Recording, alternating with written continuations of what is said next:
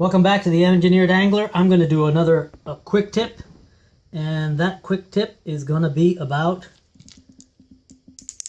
rattle chambers for your lures.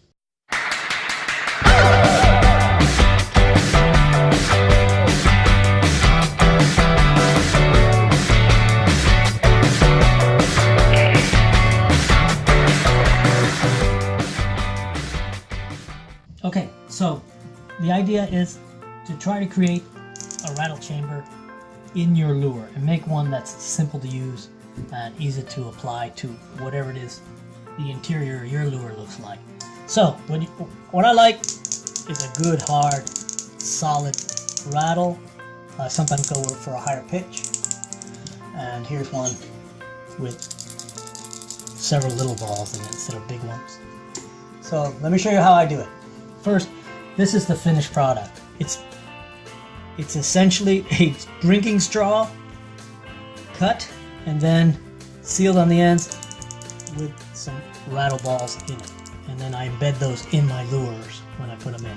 Let me show you how I make them. First I cut them to the length that I want them for my lure, right? That's kind of long for that lure. I usually go for 1 1/4 on this. This is called a fat belly. I glue that rattle trap to the wire harness. So this is a wire harness, not typical to this, but it's the only one I had laying around.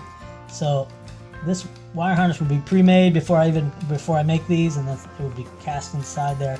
And I would glue, crazy glue or super glue this on there, and then the counterweights would be on the inside.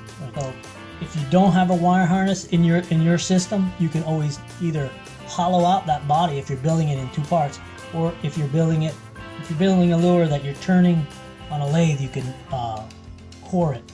You can drill a hole in it, the diameter of your straw, of your rattle chamber. Essentially, the parts are the section of straw, your rattle ball inside, or balls.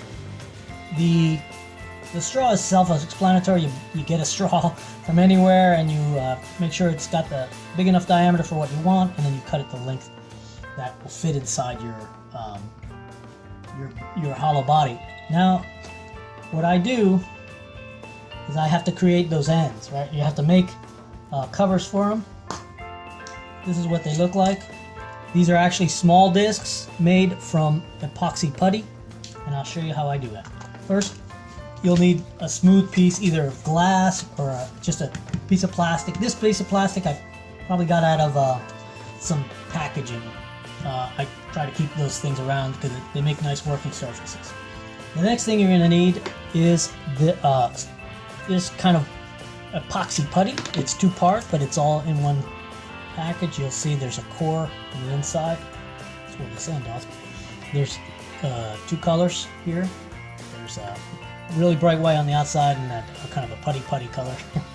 The idea is you cut it through, you knead it together, and the proportions are right from the start. So I'm not going to knead too much. I'm going to do a small portion so you can see.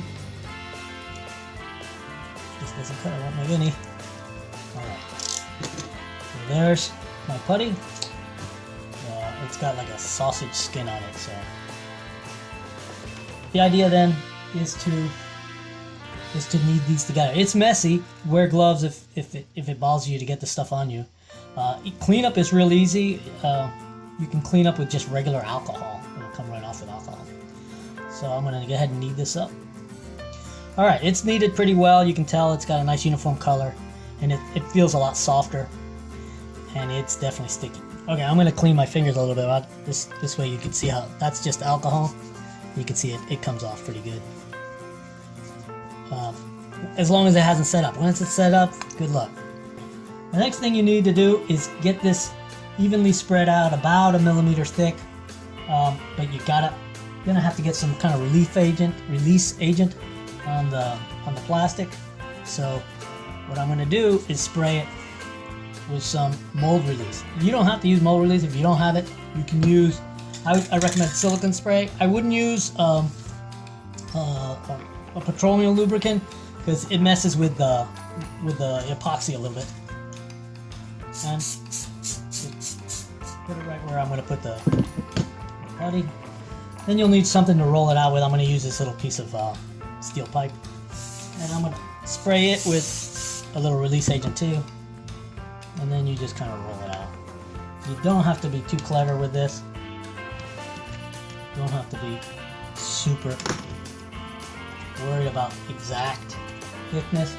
So that's about the thickness you want. You can see it's about 1 millimeter, just a little less maybe.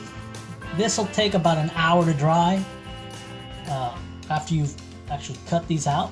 So you won't be able to pull them off and use them for at least an hour. So the next step is to take the size straw you're going to use and get a good cut on it so it's not too jagged, and you just press it through.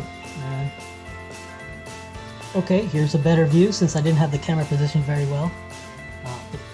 The idea is just to try to get a pattern when you're punching these out that kind of maximizes the number you can get out of it. Now, so that worked out pretty good. So this, like I said, this is going to take a little while to dry.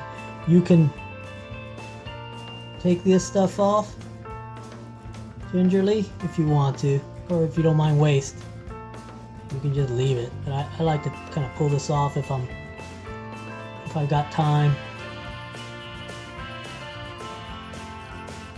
You know, I don't go crazy much, well, sometimes, but try to like reuse it. Same kind of deal. Punch out some more. And this way you get less waste. This is a set I did a little while ago, and the way you take them off, they're gonna be pretty easy to get off, but you still want to use a razor blade to just sort of scrape them off. And that's how that works.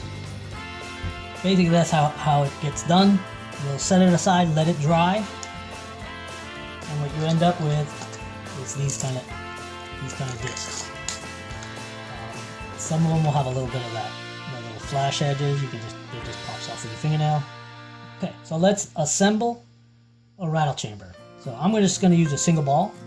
Actually, let's do a little combination. I'm going to do a big one and a small one. So first thing you do is go ahead and get started by, I just like to press the first one in, and you can see it's in there. Now you take some super glue and you just put a couple droplets right along the edge, and then you take some accelerator just to make the process a little quicker. Give it a count of 10.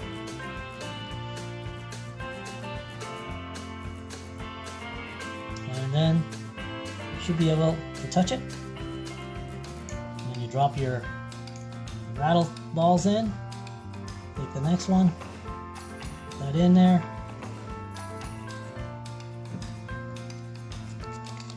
And there you go. It's done. And there's your rattle. I hope this has helped somebody. I hope that you have an easier time making rattles. Stay tuned for more quick tips as I come up with them. Thanks for watching.